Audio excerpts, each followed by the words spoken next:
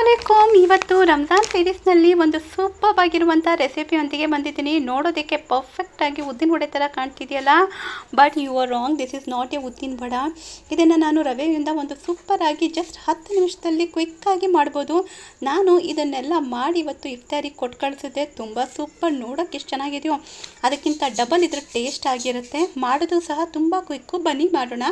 ಮೊದಲಿಗೆ ನಾನು 4 ಲೋಟದಷ್ಟು ನೀರನ್ನು ಹಾಕ್ಕೊಂಡಿದ್ದೀನಿ. ಹೌದು, 4 ಲೋಟದ ನೀರನ್ನು ಹಾಕಿ ನಾನು ನೀರು ಬಿಸಿಯಾಗಕ್ಕೆ ಇಟ್ಟಿದ್ದೀನಿ. ನೀವು ಯಾವುದೇ ಥರ ಮೆಜರ್ಮೆಂಟ್ ತೊಗೋಬೋದು. ನೀವು ಎಷ್ಟು ನೀರು ತೊಗೊಂಡಿರ್ತೀರೋ ಅದರ ಅರ್ಧದಷ್ಟು ರವೆ ಹಾಕಬೇಕು. ಈಗ ನಾನು 3 ಚಮಚದಷ್ಟು ಎಣ್ಣೆ ಹಾಕಿದ್ದೀನಿ. 2 ಚಮಚ ಹಾಕಿದ್ರೆ ನಡೀತೆ, ನಂದು ಚಮಚ ಚಿಕ್ಕದಿತ್ತು, ಸೊ ಹಾಗಾಗಿ 2 ಚಮಚದಷ್ಟು ಎಣ್ಣೆ ಹಾಕಿದ್ದೀನಿ.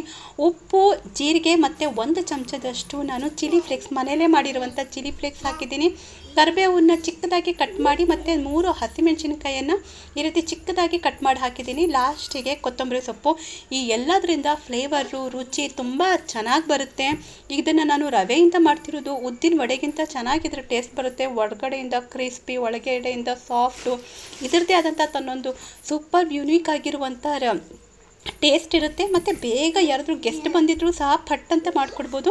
ಈಗ ನಾನು 4 ಕಪ್ ನೀರಿಗೆ 2 ಕಪ್ಪು ರವೆಯನ್ನು ಹಾಕಿ ಲೋ ಫ್ಲೇಮಲ್ಲಿ ಕೈ ಬಿಡ್ದಂಗೆ ಇದನ್ನು ನೀಟಾಗಿ ಮಿಕ್ಸ್ ಮಾಡ್ಕೊಂಡ್ಬಿಡ್ಬೇಕು.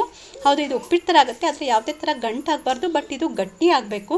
ಅಂದರೆ ಅಳತೆ ಇದ್ರದ್ದು ಮೇನ್ ಇದ್ರದ್ದು ಟಿಪ್ಸ್ ಏನಪ್ಪ ಅಂದರೆ ಅಳತೆ ಕರೆಕ್ಟಾಗಿ ಇಟ್ಟಿರಬೇಕು. ಮತ್ತು ಇದನ್ನು ಮುಚ್ಚಿ ಕಂಪ್ಲೀಟಾಗಿ ತಣ್ಣಗಾಗಕ್ಕೆ ಬಿಡಬೇಕು. ತಣ್ಣಗಾದರೆ ಗಟ್ಟಿ ಆಗುತ್ತೆ, ಕನ್ಸಿಸ್ಟೆನ್ಸಿ ಸರಿ ಬರುತ್ತೆ. ಹಾಗಾಗಿ ನೋಡಿ, ನಾನು ಇಫ್ತಾರಿಗೆ ಅಂಥೇಳಿ ಜಾಸ್ತಿ ಮಾಡ್ಕೊಂಡಿದ್ನಲ್ಲ, ಸೊ ಹಾಗಾಗಿ ನಾನು ಸ್ವಲ್ಪನೇ ತೊಗೊಂಡು ಚಪಾತಿ ಹಿಟ್ಟಿನ ಥರ ನಾದ್ಕೋತಾ ಇದ್ದೀನಿ.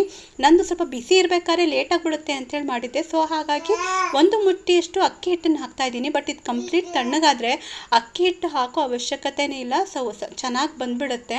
ನನಗೆ ಸ್ವಲ್ಪ ಬೇಗ ಇತ್ತಲ್ಲ, ಸೊ ಹಾಗಾಗಿ ಸ್ಟಾರ್ಟಿಂಗಿಗೆ ಅಕ್ಕಿ ಹಿಟ್ಟನ್ನು ಹಾಕಿ ನೀಟಾಗಿ ಚೆನ್ನಾಗಿ ನಾದ್ಕೊಬೇಕು.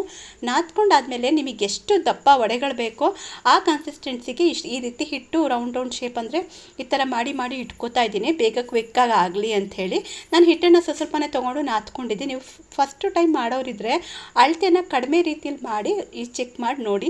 ಈ ರೀತಿ ರೌಂಡ್ ಗೋಲ್ ಶೇಪ್ ಮಾಡಿಕೊಂಡು ಅದನ್ನು ನಾನು ಉದ್ದಿನ ವಡೆ ಮಾಡ್ತೀವಲ್ಲ ಆ ರೀತಿ ಶೇಪ್ ಮಾಡ್ಕೊಂಡಿದ್ದೆ. ಉದ್ದಿನ ವಡೆ ರೀತಿ ಮಾಡಿದ್ರೆ ಒಳಗಡೆನೂ ನೀಟಾಗಿ ಬೇಯುತ್ತೆ, ಮತ್ತು ಜೊತೆಗೆ ನೋಡೋದಕ್ಕೂ ಚೆನ್ನಾಗಿರುತ್ತೆ ಅನ್ನೋ ಒಂದು ಕಾರಣಕ್ಕೆ ಅಷ್ಟೇ. ಈ ರೀತಿ ಹಾಕಿ ನೀಟಾಗಿ, ಮತ್ತು ಇದು ಫ್ಲೇಮ್ ಜಾಸ್ತಿ ಇರಬೇಕು. ತೀರಾ ಲೋ ಫ್ಲೇಮಲ್ಲಿ ಇದನ್ನೆಲ್ಲ ಮಾಡೋಕ್ಕೆ ಹೋಗ್ಬೇಡಿ. ಎಣ್ಣೆ ಚೆನ್ನಾಗಿ ಕಾದಿರಲಿ. ಆ ಟೈಮಲ್ಲಿ ಇದನ್ನು ಹಾಕಿ ಅದು ಹೇಗೆ ಬೇಯುತ್ತೆ ನೀವು ನೋಡ್ತಿರ್ಬೋದು. ಅದೇ ತಾನೇ ಉಬ್ಬಿ ಮೇಲ್ಗಡೆ ಬರುತ್ತೆ. ಮತ್ತು ಇದಕ್ಕೆ ನಾನು ಸೋಡಾ ಗಿಡ ಏನೂ ಹಾಕಿಲ್ಲ. ಇದಕ್ಕೆ ಸೋಡಾದ ಅವಶ್ಯಕತೆ ಏನೂ ಇಲ್ಲ. ತುಂಬ ಕ್ರಿಸ್ಪಿಯಾಗಿ ಒಳಗಡೆಯಿಂದ ತುಂಬ ಸಾಫ್ಟಾಗಿ ತುಂಬ ಚೆನ್ನಾಗಿ ಬರುತ್ತೆ. ರುಚಿ ಸಖತ್ತಾಗಿರುತ್ತೆ. ಬೇಕು ಅಂದರೆ ಈ ರೀತಿ ಒಂದು ಸರಿ ಮಾಡಿ ನೋಡಿ. ಇದು ಚಟ್ನಿ, ಕೆಚಪ್ ನೀವು ಯಾವುದ್ರ ಜೊತೆನಾದರೂ ತಿನ್ಬೋದು, ಇಲ್ಲ ಟೀ ಜೊತೆ ಅದೇ ರೀತಿ ತಿಂತೀನಿ ಅಂದರೂ ಚೆನ್ನಾಗಿರುತ್ತೆ. ಇದನ್ನೆಲ್ಲ ನೀಟಾಗಿ ಫ್ರೈ ಮಾಡ್ಕೊಂಡು ಎತ್ತಿರ್ತಿದ್ದೀನಿ. ಮತ್ತೆ ನಾನು ನಿಮಗೆ ತೋರಿಸ್ತಾ ಇದ್ದೀನಿ. ಇದು ಸೋಡಾ ಗಿಡ ಏನೂ ಹಾಕಲ್ಲ, ಎಣ್ಣೆನೂ ಸಹ ಜಾಸ್ತಿ ಇರಲ್ಲ. ಮಾಮೂಲಿ ನಾವು ವಡೆಗಳು ಹೇಗೆ ಮಾಡ್ತೀವಲ್ಲ ಆ ರೀತಿ ಆಗಿರುತ್ತೆ. ತುಂಬ ಚೆನ್ನಾಗಿ ಬಂದಿತ್ತು. ನೀವು ಒಂದ್ಸರಿ ಈ ರೆಸಿಪಿನ ಮಸ್ಟ್ ಆ್ಯಂಡ್ ಶುಡ್ ಆಗಿ ಟ್ರೈ ಮಾಡಿ.